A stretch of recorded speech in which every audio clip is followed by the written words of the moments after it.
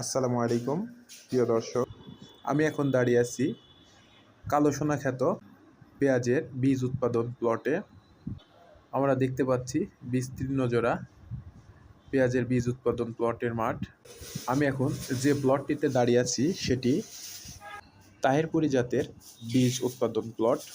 আমাদের দেশে সংরক্ষণের জন্য সবচেয়ে বেশি যে পেঁয়াজটি উপযোগী সেটি হলো তাহেরপুরি জাত। এটা কৃষকের কাছে খুবই একটি জনপ্রিয় জাত এবং এই জাতটির পেঁয়াজের বাজারে আমাদের সর্বাধিক চাহিদা রয়েছে।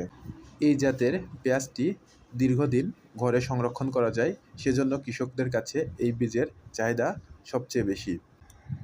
এছাড়াও আমাদের এই মাঠে সুপার কিং জাতের পেঁয়াজের বীজ উৎপাদন করা হয়, যেটার ফলন তাহেরপুরি পেঁয়াজের চাইতে অনেকটাই বেশি।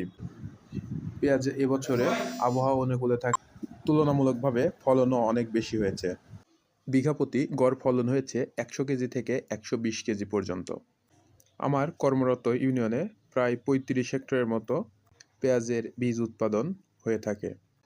যদি কারো আগামীতে ভালো মানের পেঁয়াজের বীজের প্রয়োজন হয়, আমার সঙ্গে যোগাযোগ করলে আপনারা বীজ নিতে পারবেন। আমরা দেখতে পাচ্ছি যে মাঠের সমস্ত পেঁয়াজগুলো পরিপক্ক হয়ে গেছে। পরবর্তীতে কৃষক বীজগুলো উঠিয়ে নিয়ে রোদে শুকাচ্ছে এবং এই শুকানো এই বীজগুলো হাত দ্বারা ভালোভাবে মাড়াই করে বীজগুলো আলাদা করে নেওয়া হয়। পরবর্তীতে প্রসেস করা পুষ্ট কালো দানার মধ্যে যেন কোনো আগাছাও না থাকে সেদিকে বিশেষ খেয়াল রাখা হয়।